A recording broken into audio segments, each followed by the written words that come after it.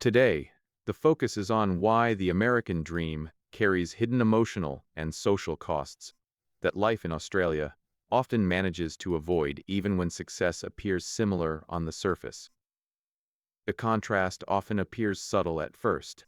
The American dream is widely associated with opportunity, ambition, and visible success, while Australian life is often described as relaxed and balanced. Yet beneath these surface impressions lies a quieter divergence, one rooted not in income or lifestyle branding, but in the unseen costs that shape daily emotional and social experience. Many Americans grow up internalizing the idea that progress must always be accelerated, optimized, and monetized. In Australia, ambition exists, but it is less frequently framed as a moral obligation. Early impressions tend to center on pace. In the United States, productivity often functions as a social currency. Long hours, constant availability, and career-driven identity are normalized across industries. Even outside professional settings, conversations frequently orbit around work, future plans, and upward movement. In Australia, work is present but less dominant in defining personal worth. Time away from work is treated not as a reward for success, but as a necessary component of life itself. This difference subtly reshapes everyday behavior. In American cities, efficiency governs movement, fast meals, packed schedules, minimal pauses. The pressure to make it encourages continual comparison, where progress is measured against peers rather than personal stability. Australians, by contrast, tend to organize life around predictability and sustainability. Even in urban environments, routines allow for space, regular breaks, unhurried meals, and an expectation that personal time will be protected rather than negotiated. Financial structures amplify this divergence. In the U.S., higher earning potential often comes paired with private healthcare costs, education debt, and the expectation of self-funded security. These responsibilities remain largely invisible in success narratives, but weigh heavily in daily decision-making. Australians typically encounter fewer privatized pressures in these areas, reducing the background anxiety that accompanies long-term planning. The result is not a lack of ambition, but a recalibration of risk. Social environments reflect these underlying tensions. Americans often form relationships through professional networks, shared goals, or mutual advancement. Time becomes transactional, allocated carefully around obligations. In Australia, social interaction more commonly centers on shared presence rather than shared purpose. Friendships are maintained through routine, not scheduling efficiency, and social status is less tightly bound to occupational achievement. Over time, these differences shape emotional climates.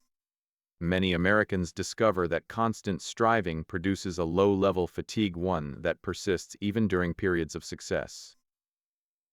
Australians tend to experience stress differently, often situational rather than existential.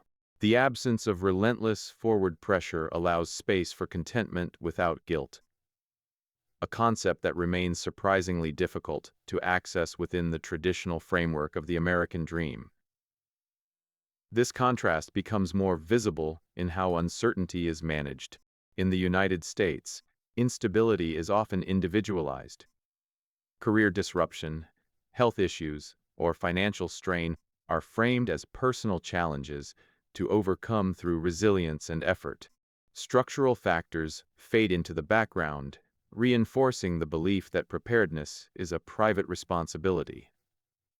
In Australia, uncertainty is more frequently absorbed at the societal level. While not immune to stress or inequality, the presence of broader safeguards softens the personal consequences of disruption, changing how risk is emotionally processed. Housing provides a revealing example. For many Americans, homeownership is treated as both a milestone and a moral achievement, symbolizing discipline, adulthood, and success. The pursuit of this goal often requires long-term debt and geographic immobility. binding personal identity to financial leverage. Australians also value homeownership, yet the cultural narrative surrounding it is less moralized. Renting carries less stigma, and mobility is not universally interpreted as instability, allowing life choices to remain more fluid. Workplace dynamics further reinforce these patterns. American professional culture frequently rewards visibility over sustainability. Being busy becomes a signal of importance, and burnout is quietly normalized as the cost of ambition. Australians tend to draw clearer boundaries between professional responsibility and personal life. Overtime exists, but it is less commonly glorified. Taking leave does not signal a lack of commitment, but adherence to an expected rhythm of work and rest. Even leisure reveals hidden costs.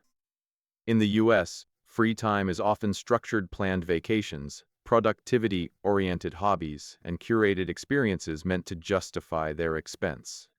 Relaxation must feel earned. In Australia, leisure is more ambient. It appears in everyday routines rather than exceptional moments. Evening walks, informal gatherings, unstructured weekends. This reduces the pressure for life to constantly feel meaningful or optimized. Over time, these differences influence self-perception. Many Americans internalize a persistent sense of falling behind, regardless of objective success. Progress becomes a moving target, and satisfaction is deferred. Australians are not free from comparison, but the benchmarks are quieter. Success is measured less by acceleration and more by continuity. The ability to maintain health, relationships, and stability without constant reinvention. The hidden cost, then, is not ambition itself, but the emotional toll of perpetual striving. While the American dream promises upward movement, it often extracts payment in the form of chronic pressure and delayed contentment. Australia's alternative does not reject aspiration, but reframes it, allowing ambition to coexist with rest rather than compete against it. These contrasting frameworks gradually shape how fulfillment is understood. In the United States, meaning is often future-oriented. Satisfaction is postponed, tied to milestones not yet reached, promotions not yet earned, security not yet achieved.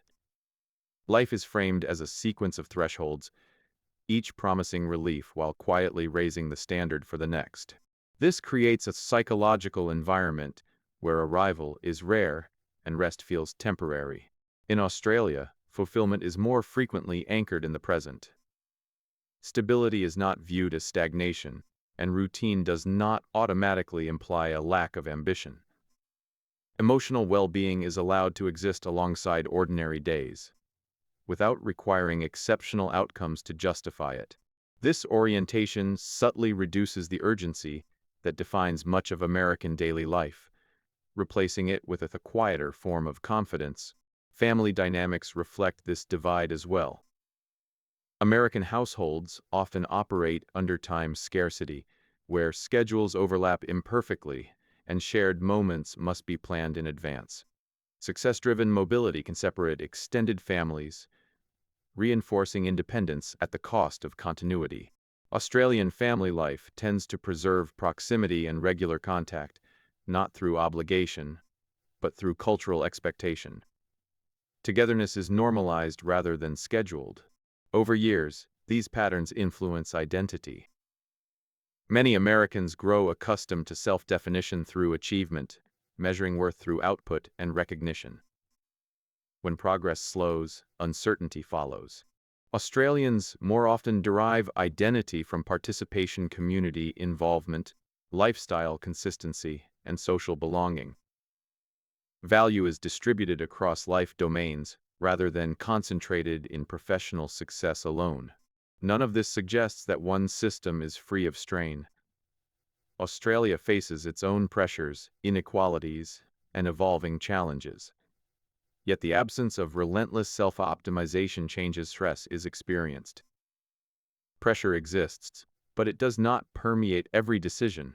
The emotional environment feels less transactional, less conditional on constant proof of progress. The hidden costs of the American dream are rarely advertised because they accumulate quietly.